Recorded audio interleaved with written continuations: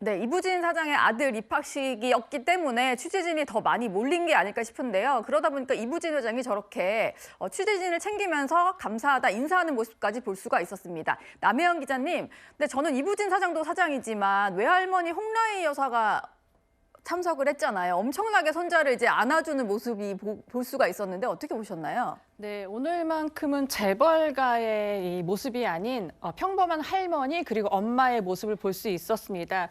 특히나 이제 홍라희 관장 같은 경우에는 같은 학교였잖아요. 예. 그러니까 손자가 자신의 대를 이어 서울대학교에 입학을 했었던 만큼 너무나 깊었던 것 같고요. 그리고 이부진 사장 같은 경우에는 오늘의 사실 패션도 굉장히 또 화제가 됐었습니다. 패션요? 네, 예. 어느 순간마다 이렇게 보면은 그날은 어떤 가방을 들고 나왔는지 약간 옷은 어떤 건지 약간 화제가 되긴 하는데요. 정말 그럼에도 불구하고 가장 눈에 띄었던 거는 정말 평범한 여느 엄마처럼 아이를 꼭 껴안고 그리고 취재진도 챙기는 모습이었는데요. 사실 이런 모습은 종종 볼 수 있었습니다. 그동안 수험생 엄마로서 그 대치동 학원가에서도 사실 많이 보였었다고 목격담이 있었잖아요. 예. 그렇기 때문인지 오늘은 솔직히 말하면 신라호텔의 이부진 사장보다는 엄마 이부진 그리고 할머니 홍라희 여사여서 사실 굉장히 좀 보기 좋았습니다. 예.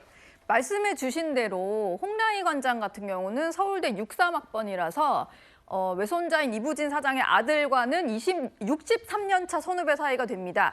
그리고 또 한 가지 또 특징이 있죠. 서울대 학맥을 잇게 됐다. 이런 걸로 또 화제가 되고 있는데 삼촌인 이재용 회장까지 합치면 이렇게 3대가 서울대 학맥을 잇게 된 그런 상황입니다. 최진봉 교수님. 네.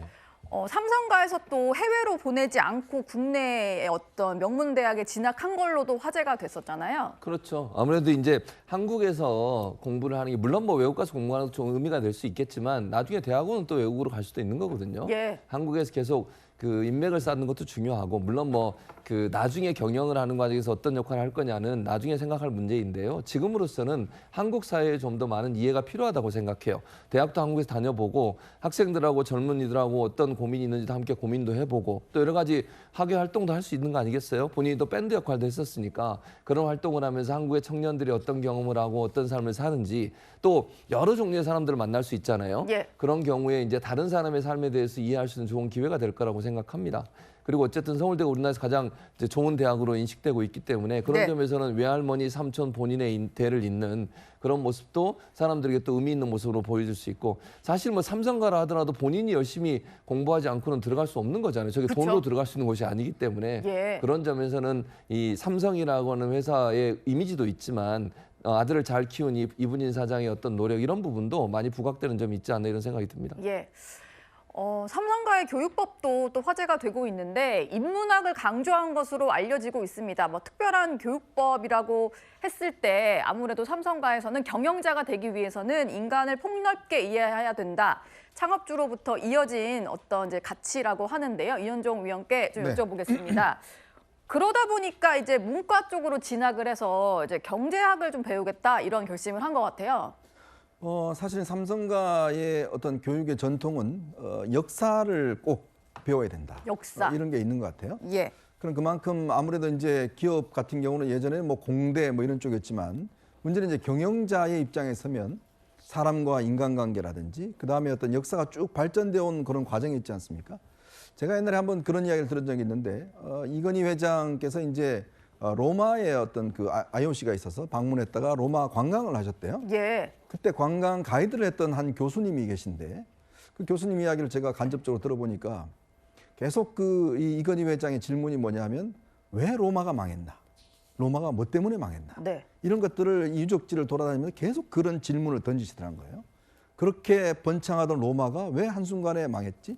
그런 이유에 대해서 이제 계속적으로 질문을 한다는데 그 이야기는 결국 지금 삼성은 뭐 엄청난 기업이긴 하지만 그러나 예를 들어서 삼성도 경영을 못하면 망할 수가 있는 거거든요. 예. 자, 그러면 최고 경영자 입장에서 보면 그러면 이 망하지 않기 위해서는 뭘 미리 준비해야 되고 어떤 것에 어떤 이 공부를 해야 될 것인지 이런 부분에 이제 하나의 가문의 전통으로 내려오는 거거든요. 그러니까 이병철 회장께서도 그렇고 이건희 회장도 그렇고 항상 사람과 인간관계 그다음에 역사 어떤 기업들이 성하고 또 시대 흐름을 어떻게 할 것인지 그리고 특히 이제 이건희 회장 같은 경우는 우리나라의 반도체라는 게 뭐 전혀 할 수 없었던 시기에 예. 선대 이병철 회장께서 이제 처음에 그런 이야기를 하셨고 이건희 회장이 직접 반도체 공장을 만드셨잖아요. 그때 다들 반대했고 또 일본에서는 무슨 한국이 반도체야라는 이야기를 했습니다. 근데 지금 한번 보십시오. 우리가 만약 그때 반도체를 하지 않았더라면 과연 지금 우리가 이렇게 주가가 막 올라가고 이럴 수 있을까요? 그러네요. 그거는 결국은 이게 성견지명이 있었다는 이야기거든요. 그 성견지명은 물론 기술에 대한 관심도 있겠지만 전체적인 역사가 어떻게 발전해 나가냐에 대한 그런 해안이 있어야 되는 거 아니겠습니까? 이제 그런 측면에서 주로 이제 이과보다는 문과 쪽에서 역사나 철학이라든지 그래서 요즘은 기업들 같은 경우는 AI 시대에 접어들면서 이제 뭐 컴퓨터 공학과 이런 것보다는 오히려 철학이나 역사를 공부하는 학생들을 많이 뽑는다고 그래요. 더 인문학으로 돌아가는 그만큼 거군요. 이제는 인간의 문제, 네. 이 국가의 문제, 사회의 문제 오히려 그런 데 더 관심이 있는 게 아닌가 싶습니다. 예.